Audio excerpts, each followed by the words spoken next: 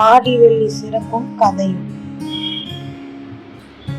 முன்பொரு காலத்தில் தென்னகத்தில் ஒரு பெரிய வறட்சி ஏற்பட்டது.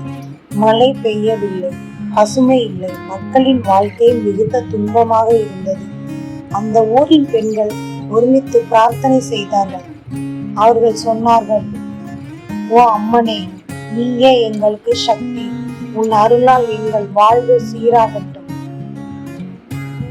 அவர்கள் இறைவி மீது வைத்திருந்த நம்பிக்கைக்கு பதிலளிக்க பராசக்தி அம்மன் அவர்கள் முன் தோன்றி கூறினாள், ஆடி மாதம் சூரியன் தன் சக்தியை அயன மாற்றத்துடன் பகிரும் ஒரு பரிகார காலம். இந்த மாதத்தில் ஒவ்வொரு வெள்ளிக்கும் எனது சக்தி மிகுதி கொண்டிருக்கும். அந்த நாளில் தீபம் ஏற்றி விரதம் இருந்து எம்மை வணங்கினால் உங்கள் வாழ்வில் அமைதி, செல்வம், மகிழ்ச்சி நிலைக்கும். ஆடி வெள்ளி வழிபாட்டின் தொடக்கம். அந்த நாள் முதல் அந்த ஊரின் பெண்கள் ஒவ்வொரு ஆடி வெள்ளியும் பகவதி அம்மனை பக்தியுடன் வணங்கினர்.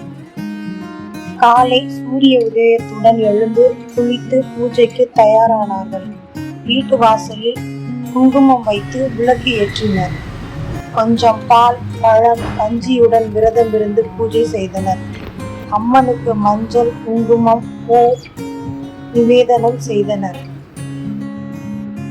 அருள் பெரும் அதிசயம். பொழுதும் கடந்தது. மழை பெய்ய தொடங்கியது. நிலம் பசுமையாகியது. பசுக்கள் பால் கொடுத்தன.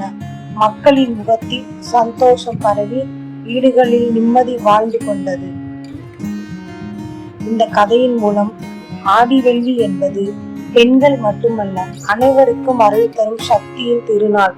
பக்தியோடு அம்மனை வணங்கும் ஒவ்வொருவரும் துன்பத்தை விட்டு பலன்களை காண்பார்கள். ஆடி வெள்ளி அம்மனின் அருள் பெறும் புனித வெள்ளி.